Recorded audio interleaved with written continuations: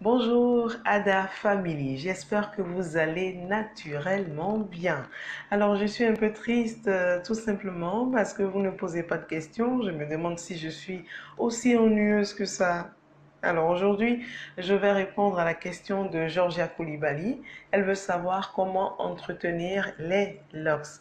Tout d'abord, il faut savoir que les locks, c'est une coiffure simple, mais il faut un peu d'entretien.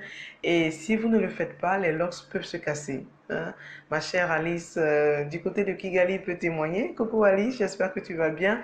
Alors, sachez déjà que pour les locks, on peut commencer les locks par des tweets ou torsadés. Il suffit de les laisser au-delà de 3 mois et vous commencez ainsi une aventure de locks.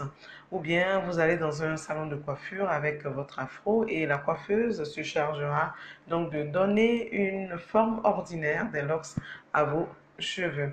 Ceci étant, on passe donc au sujet du jour. Je commencerai par le lavage. Donc, pour le lavage, je vous conseillerais du savon noir que vous connaissez très bien. Alors, pour faire votre shampoing, simplement, il suffit d'en prendre un peu, de le découper en petits morceaux et de les mettre dans un bidon préalablement propre, lavé. Vous y rajoutez de l'eau et vous laissez fondre le temps qu'il faut. Le jour où vous êtes prête à laver vos locks, vous les mouillez un peu, vous mouillez vos locks un peu et vous agitez bien votre shampoing fait maison, puis vous l'appliquez sur votre chevelure locks. Il nettoie efficacement. Alors ensuite, pour l'hydratation et la propreté de vos locks, je vous conseillerais donc de l'infusion de bissap dans votre vapeau. Il vous suffira de vaporiser le cuir chevelu et de répartir la lotion hydratante sur les longueurs. Ça va garder vos locks doux et propres surtout, sans pellicule. Et pour sceller l'hydratation, je propose une huile végétale que vos cheveux aiment naturellement.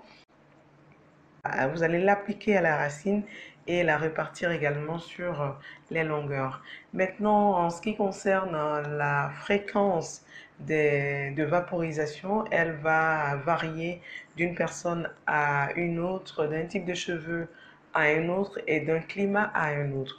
Si vous avez des cheveux fins dans un climat humide, vous allez moins vaporiser et utiliser après la vaporisation simplement de l'huile.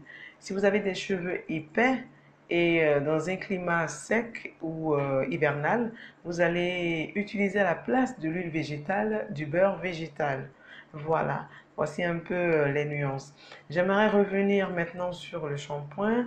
Alors, la fréquence de shampoing aussi change d'une personne à une autre selon l'environnement dans lequel elle vit et tout ça. Donc, il y en a qui le font chaque 2 mois, chaque trimestre ou chaque semestre.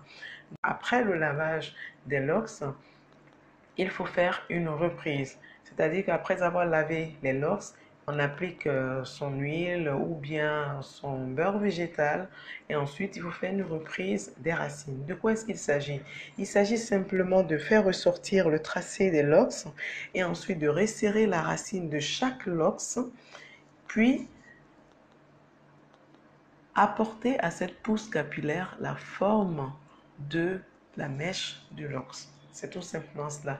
Et cela se fait avec du gel de gombo ou du gel d'aloe vera dont je vous avais déjà parlé.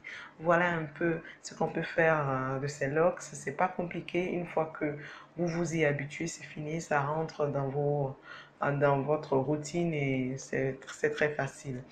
J'espère avoir répondu à ta question, chère Georgia, et que j'ai apporté un bout de solution aussi à toutes celles qui se posaient des questions.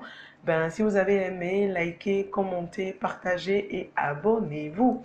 Alors, en attendant la prochaine vidéo, je vous fais des adabis, des nature kiss et des bisous bio. Ciao!